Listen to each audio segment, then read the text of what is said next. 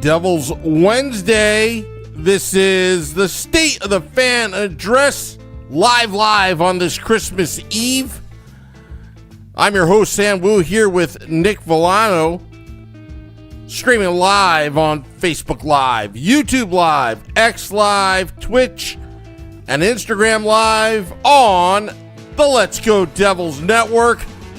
Coming to you live from the Primetime Radio studios inside the bunker, both North and South Jersey, covering the Garden State. We are probably the only live podcast now talking Devils hockey because, well, title is Jingle Hell with an exclamation point. And I know Nick Villano has a lot to get off his chest. I just know it because it's going to be, well, it's going to almost sound like Festivus, actually. Here's the... I'm thrown off, Sam, because I used to say that I'm about to go on a Don LaGreca rant, but I feel like that has a different connotation today, right? Like that feels a little different now. That it's a little too close for comfort, right? I'll say this. That loss on Tuesday, yesterday, was that yesterday? Yesterday, yep. Tuesday was unacceptable, 100%.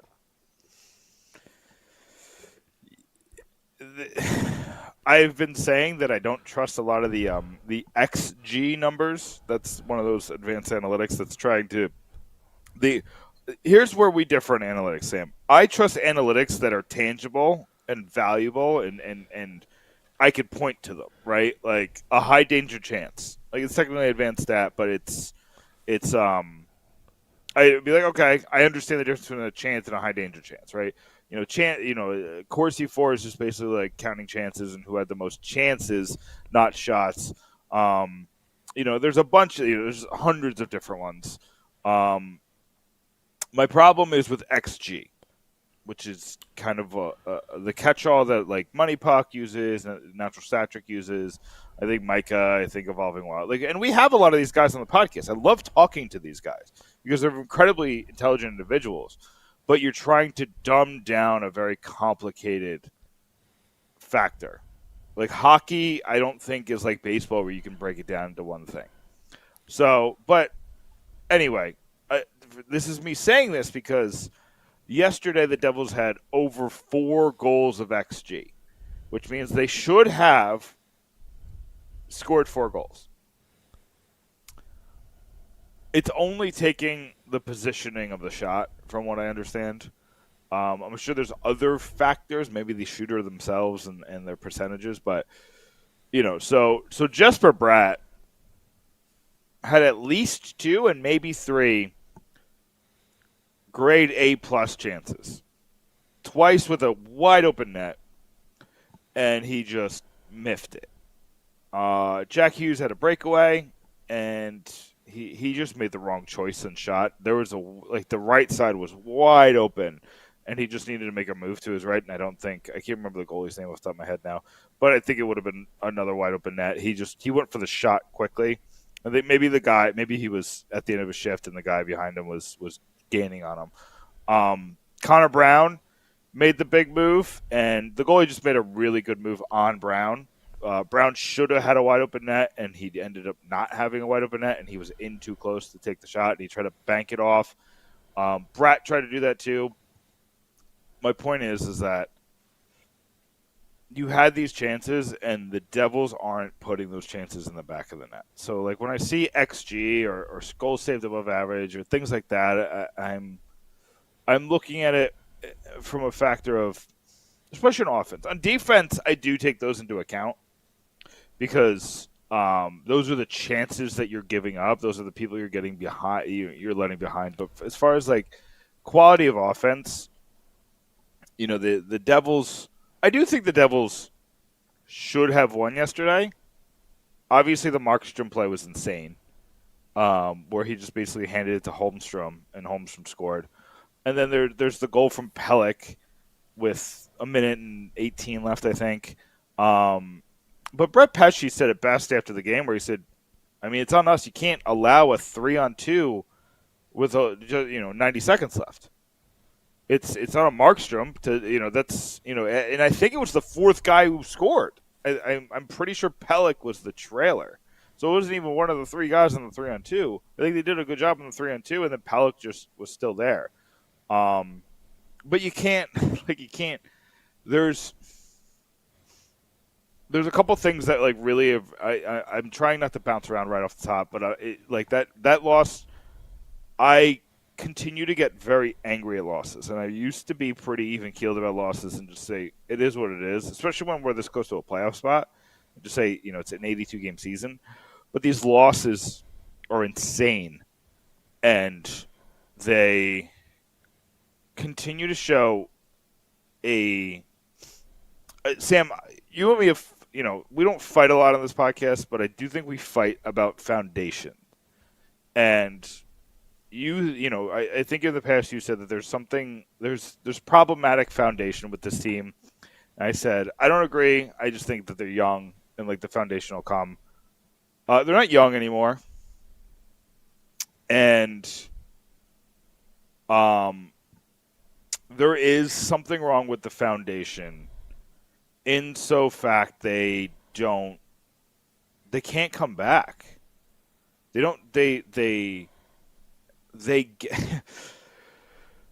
get the chance in tight, and you could Sam. I could see Nico Hischier gripping his stick so hard it was breaking it. After the Islanders scored that game-winning goal, what ended up being the game-winning goal, when they did the 6-on-5, and they did a great job of getting Markstrom off fast, getting a zone exit, doing a really good job of putting themselves in an offensive position. Once the puck was sitting right in front of the net, it's almost like they turned into Ryan Reeves. They got bricks for hands. And I don't know what the solve is for that. They need to, I'm hoping, here's what I'm hoping, Sam, is that the solve is a couple days off. I've never seen a team that just needs a reset more than this team. They're tired. That's for sure. A lot of people are saying they're injured. I don't think they're injured. I think they're tired. I could be wrong. But I see sluggishness more than a drop in ability. Right? People are talking about Jesper Bratt possibly still dealing with a shoulder injury and coming off shoulder surgery from the offseason. He took the rookie of the year, Matthew Schaefer, and put him in a blender. You don't do that with a bum shoulder. I think they're sluggish. I think you could tell that they're really bad at the end of their shifts. They're trying to do things that should work. They're drawing people in. This has worked so many times in the past where they would draw people in to the defensive zone and then make a perfect pass out and have a breakout because now they have an odd man chance because they had guys creeping forward. It's a play action, right? It's basically, it has the same effect as a play action. You pull it back, you try to get people to go towards you to cause a turnover, and then you pass it past them, and then you got an odd man rush. The problem is it's turning into turnovers. They're pulling it back in the defensive zone, and then turning the puck over in the defensive zone. And then sometimes it's 3-on-2 with just the two defensemen out there because the offensive guys are rushing. There's so much wrong with this team that is foundational. They're terrible at zone exits. Probably the worst team I've ever seen at zone exits. And here's the foundational issue there, Sam, is Sheldon Keefe's system doesn't work when you can't clear the puck. So their number one issue is the antithesis of the Sheldon Keefe system. The Sheldon Keefe system, again, I know a lot of people are just because we would just play Buffalo, Sam, you must be feeling real good about yourself because everybody's talking about how great things were under Lindy Ruff. I don't know what's happening in the social medias. I don't know if you've been akin to this with I know the holidays coming up, but everybody's waxing poetic about Much better this team was under Lidney Ruff. And I don't think the reason they're not getting rush chances is Sheldon Keefe's system. I think the reason they're not getting rush chances is because they keep getting hemmed in their own zone. And then when they finally get the puck out, they're either too tired to do a rush chance. How many times, Sam, do you see a game? Is it 10? Is it 20? Is it 30? Where you see a guy like Connor Brown or a guy like Dawson Mercer or a guy like Paul Cotter who tries to go 1-on-5 in the defensive zone just to get the change behind him and then goes off and changes himself. It's a lot of times, right? I would agree with that. It's because they keep getting – they're spending 30, 40, 50, 60, 70, 80, 90 seconds in their own zone all the time. We're seeing 2-minute shifts from the defenseman all the time because they get hemmed in their zone. And when I see them establish something in the offensive zone, it's almost always good. I just – that second period against both teams, against the Sabres and the Islanders, I can't remember one time they established anything in the offensive zone. And they're not getting penalties anymore. They're not drawing penalties. They've had one over the past 2 games. Now, on the other side, they haven't committed any penalties, but that's insane. 1 penalty called in 2 games for a team that's supposed to be this fast and this skilled, and you have Jack Hughes back. Like, I'm looking at this team as a whole. And I'm on record, Sam. I've said I think 2026 is going to be the anti-2025. I think everything that went wrong in 2025 is going to go right in 2026. I think they're going to make the playoffs easily. They have one of the easiest schedules in the league. Now, we're talking about,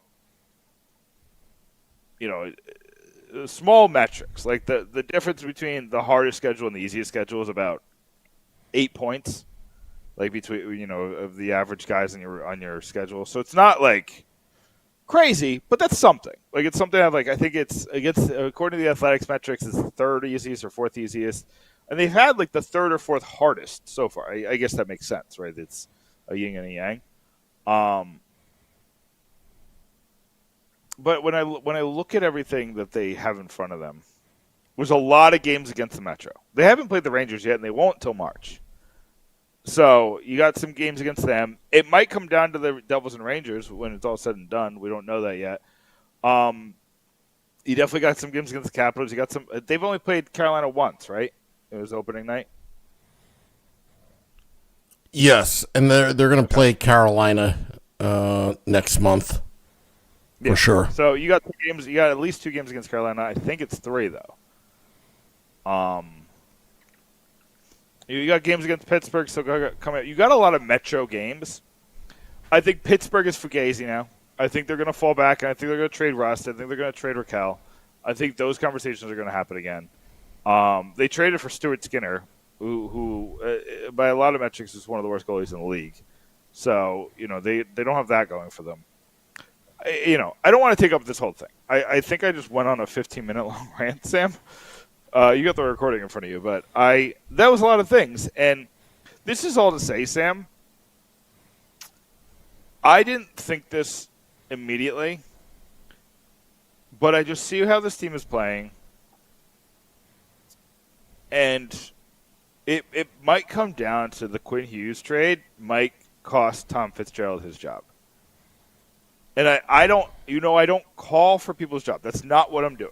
I am not saying the Devils should fire Tom Fitzgerald. I am analyzing the situation that you had a player. My excuse for Tom Fitzgerald for the past 2 years, Sam, has been the right player has not been available. There's no better player to fix what's wrong with this team than Quinn Hughes. He fixes their offense. He fixes their defense. He fixes their power play. He fixes everything that's wrong. Penalty kill's a different story, but I think that's going to get fixed just with getting Jack Hughes back and a couple other pieces. He fixes a lot of what's wrong with the Devils, and he wanted to come here. And the Canucks reportedly gave him exclusive rights to get a deal done, and he couldn't pull the trigger. When you put all those things together, he couldn't get a Ryan O'Reilly deal done last year or this year.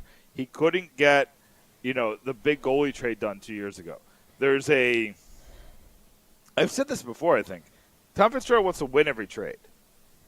And I think he learned that he couldn't win every trade in the Markstrom trade, but that was almost desperate by him. It's almost like he's traded places with other people, and he's now the desperate one. It's not a good look.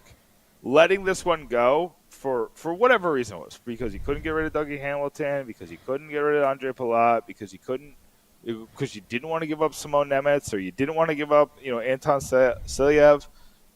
Whatever the case may be, Sam, I think if Tom Fitzgerald loses his job, which I think he has, everybody says he's safe. You're safe until you're not. Ray Shero was very safe in December 2019 and got fired in the end of January. Yeah, around that time before COVID. Yeah, so you can go from safe to unsafe quickly. If they have a losing record in January, I don't think Fitzgerald survives. I don't think they're going to want him to do the trade deadline. I don't think they're going to want him to handle their futures. I do think that it's either going to be Chuck Fletcher or Kate Madigan who's going to get interim status, and I don't love either of those options, to be honest. Yeah. But that's where I think we're looking at. Brodeur said he doesn't want it right now, and I don't think they would give it to him either. Anyway, Brodeur's not going anywhere. You know what I mean? He's always going to have that job. He's always going to be a great representation for the team, and he deserves that. But as far as GMing goes, I think if I'm Fitz, you have to make the right move. And here's the problem, Sam. All the teams that you should be making a move with are good or getting better. Like Calgary's on a run, Nashville's on a run. Who's the other one? I think St. Louis went on a little bit of a run. Like all these teams are back in the playoff race. Nobody's out of it, and that's an issue. Like Vancouver went on a run. Like none of these teams are out of it.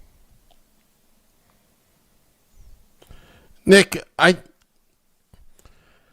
made a suggestion, and I know I get killed by it by Scotty, but I do agree. Again, we're kind of doing analysis here. We're not saying Tom Fitzgerald should be fired. That's not what we're saying here. Right. But doing the analysis, if the Devils are below NHL 500 around end of January, February, just say if they have a really bad January, given the fact that Tom Fitzgerald has been given a lot of notice about a potential Quinn Hughes trade, where he was really cap-strapped and kind of caught. He shouldn't have been caught off guard, but I would say that he was not prepared, but he was but he did know about it. The optics don't look good in front of the fans because at the end of the day, the Devils ownership group, they want to make money, they want to appease the fans, and trading for Quinn Hughes checks off both boxes. Like what you said about on hockey, on ice stuff, and the off ice stuff, as well for the team management. I'm not talking about fans. David Blitzer must be losing his mind. Well, yeah. Sam, the initial blitz of merchandise cost the Devils probably $8 to $10 million. I would say. I think they would have sold $8 to $10 million in Quinn Hughes jerseys, just based on my analysis, how much they cost, how much just how much on top of that, jerseys. who wants a collection of all three Hughes in every single possible Devils jersey ever worn, including the jersey. That you'll never get Quinn Hughes in a jersey. Yeah, that's never gonna happen. That's out the door.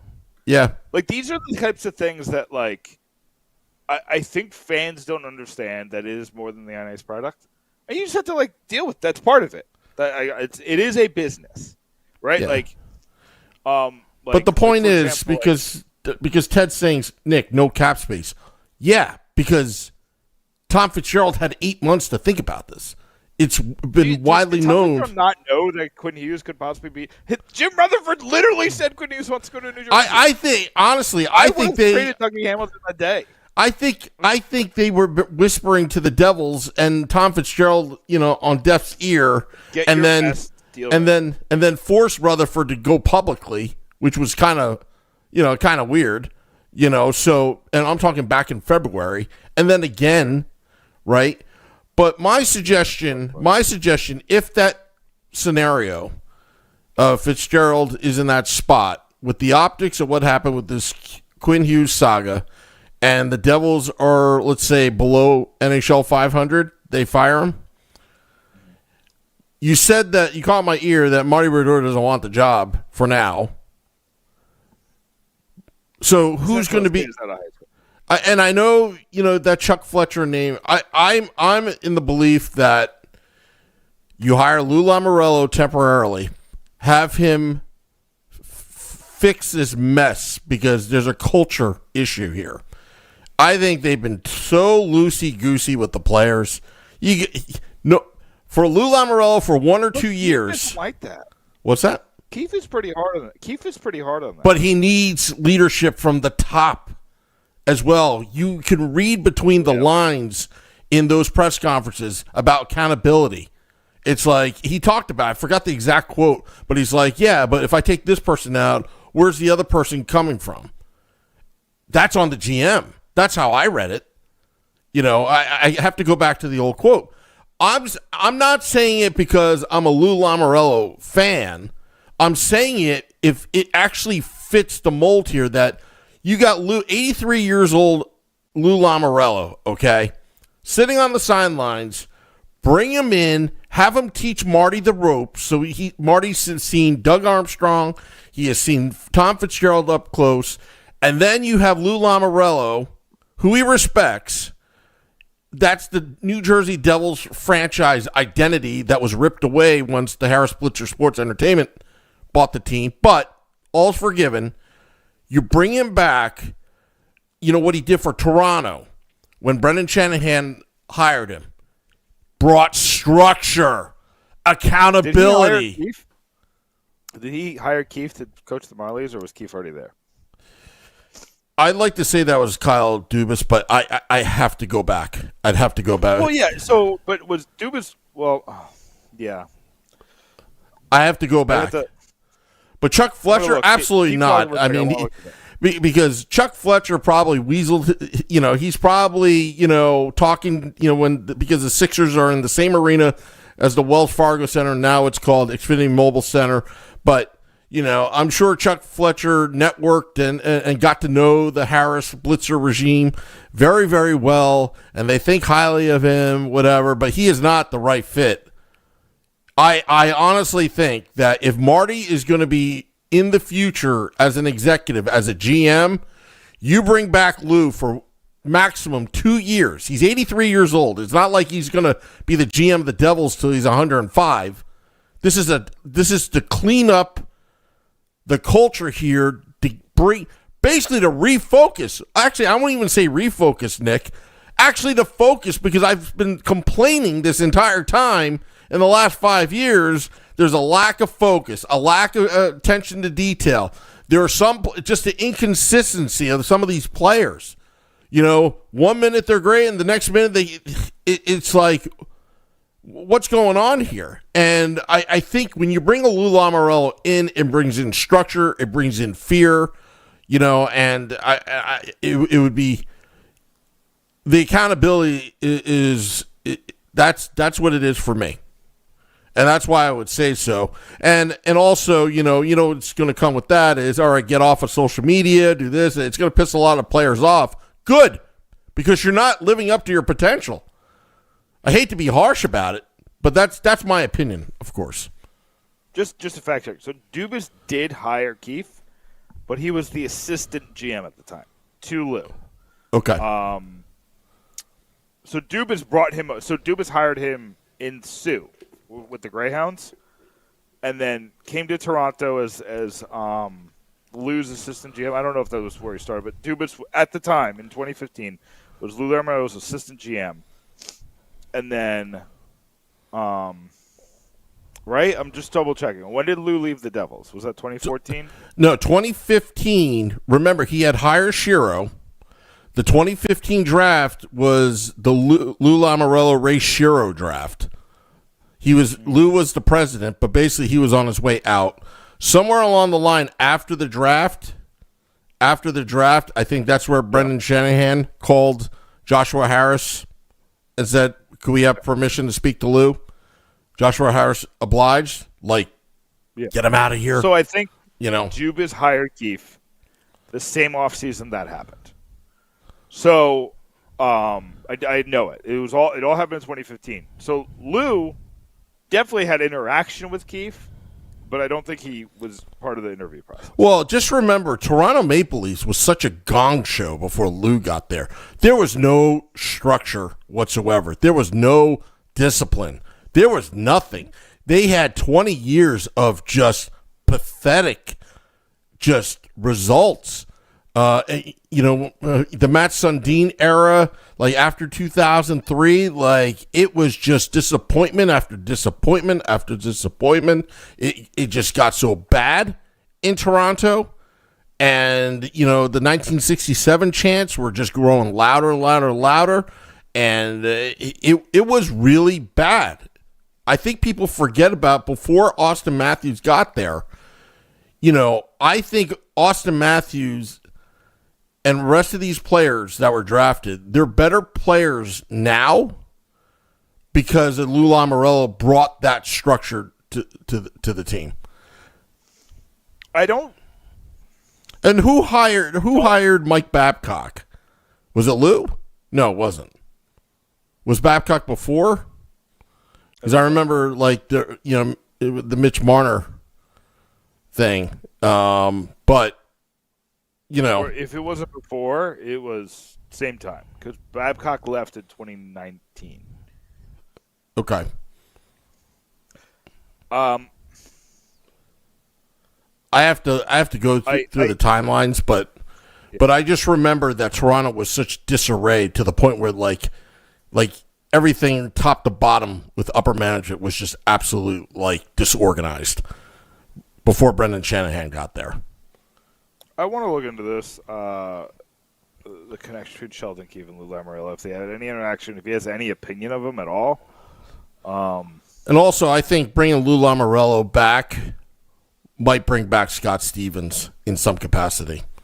You're talking about culture. You're talking about identity. You're talking about leadership. This is what they're missing. Because this happened under the Lindy Ruff regime. Nasruddin when he was an interim coach, John Hines. This has been going on for a while here, and I've been screaming since then. So here's where I disagree. I don't think this is a Ray Shero problem. I think Ray Shero has a fine identity. I thought he brought the right identity. I think Ray Shero just made mistakes. He bought in on the wrong guys at the wrong time. Right? He bought in on PK Subban to be his top defenseman, and that ruined the team. Right, and I think part of it too, I think the issue is, and you saw it with that PK Subban press conference, that there's a focus problem with the ownership. Right, they like the flash. Yeah, they like Jaden Daniels. They like Joel Embiid. And how's Ben Simmons doing? Game. I heard he's fishing somewhere.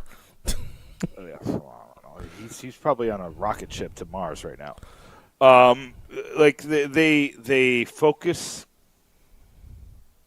Their focus is a little off. I'll tell you this, Sam. I think they've learned some lessons these past couple of years. I think they learned a lesson, and we'll end with this because we want to get people back to their families and everything. Yeah. They failed the Joel Embiid experience. They had an MVP in Philly and never got close to a championship. Yep. And say what you want. Say he's a flawed MVP. Say whatever you want about the playoffs. Look at the Dodgers. Another example. Clayton Kershaw was a stiff in the playoffs. Best pitcher of our era.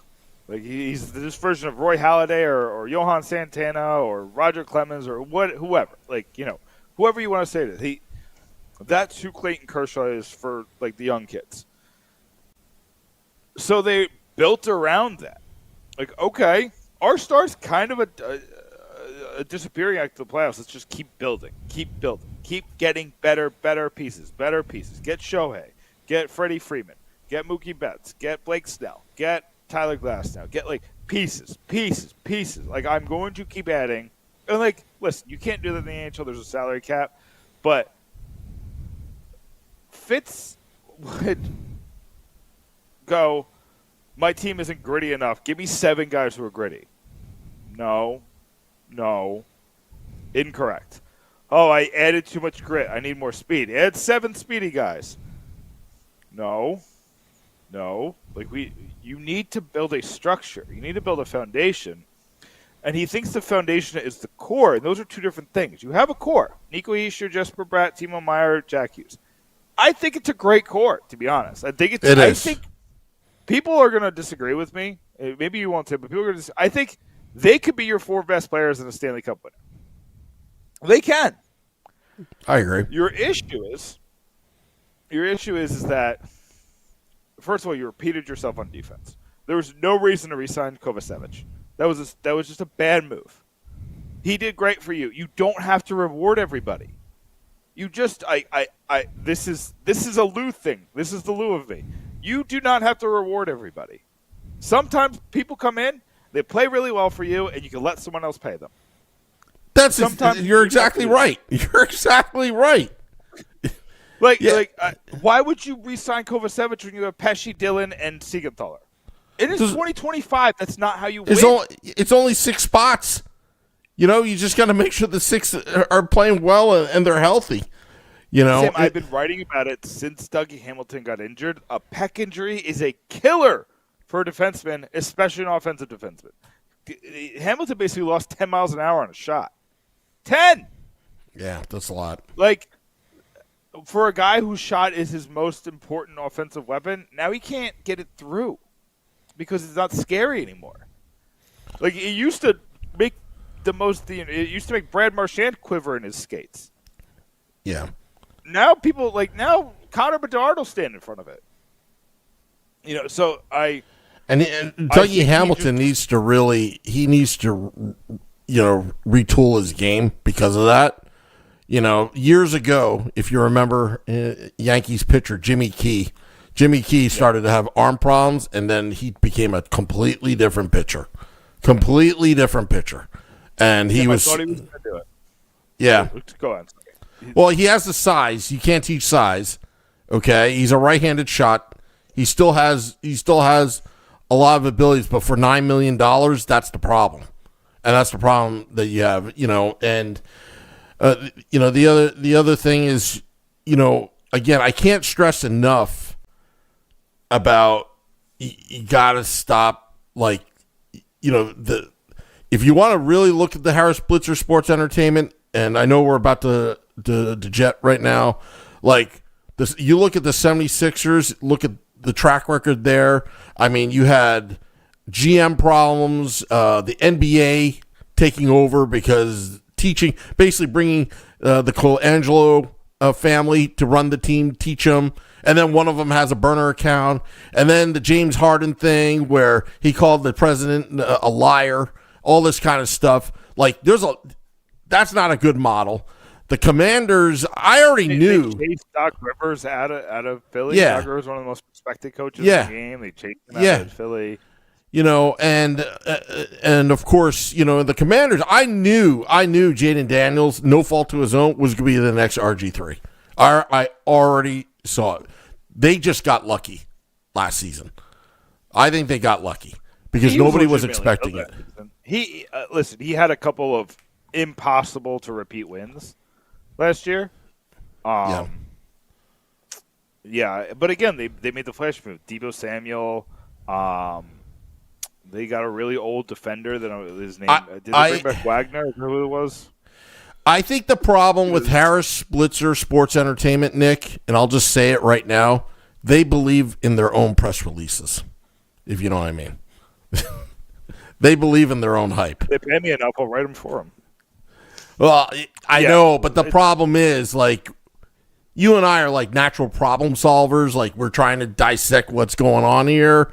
But I think it goes deeper than just players, analytics, and all that. It's all on the top right now.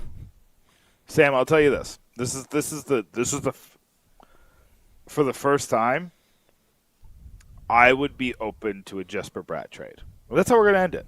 Yep. For the first time. And except for when he had the negotiation issues. Then I was kind of like, but it has to be like Bratt for Tage Thompson. Yeah. Bratt for, right, like equal talent fixes a hole. Because the problem is that if you trade Bratt, like say you traded Bratt for Quinn Hughes, now you have 3 holes in the top 6. You can't do that. You have to make it to where you're trading Bratt and it's different. It's different, but it fills the hole. Like, so. I'll tell you, I'll end on this. I don't think Fitzy has the balls to do it. That's just my opinion. I'd be surprised. I think Fitzgerald has he doesn't have the guts to. He waited too long to fire Ruff, and that was my first sign that. And again, I think we had these conversations. I don't even know if it was Ruff's problem, but it was Ruff that had to go. Sometimes it works. Sometimes it works out that way. Right. Sometimes it works out that way. You wanted to kind of see what he could do. He didn't do enough, and you needed the big name coach. I think Sheldon Keefe is the right guy. I think they miss Brunette. So I think that, no offense to Colleton, but I haven't been impressed by the offensive system. I think if Brunette becomes available, I said the Devils should trade for Ryan O'Reilly and Brunette. That's interesting. Take the contract off. Like, here, Trotz, I'll give you a reprieve. I know you don't want to fire the guy because you don't want to pay his contract. I'll pay his $3 million. Because Brunette's not making what Sheldon Keefe's making. Maybe Brunette's making 2 or 3. I will pay him $2 million to be our offensive coordinator and fix this team. Hey. So that's where I'll end it. That's a lot. I'll be writing about it. Would Brunette agree to that? That's the only problem. But it's money. Brunette? Do you think he'd do it? I think coaches can be traded. No, I'm saying, do you think Brunette would actually go along with that? Basically, it's a demotion. It'd be a demotion, essentially. Listen, I've gotten demoted before and kept my same paycheck, and you get over it. Yeah. Well, at the same time, it puts accountability on Sheldon Keefe as well. Not that he needs any. I mean, I'm pretty happy with Sheldon Keefe. But if you what you just said, if that actually happened, oh my goodness, I'd be that's a really good staff. To get creative with this team. This team can win a Stanley Cup. With one small move, Sam, this team can win a Stanley Cup. With health. Yep. And one really good addition in the top 6. So say you get Ryan O'Reilly and he's good, and you get Brunette, this team can win the Stanley Cup. You're just not making the move because you don't want to sell your pieces. Yeah. I think he's holding on to Silyev because a lot of people are saying you should have taken Boyum. And he did that with Stillman. He never traded Stillman until Stillman had no value. Until Stillman was worthless.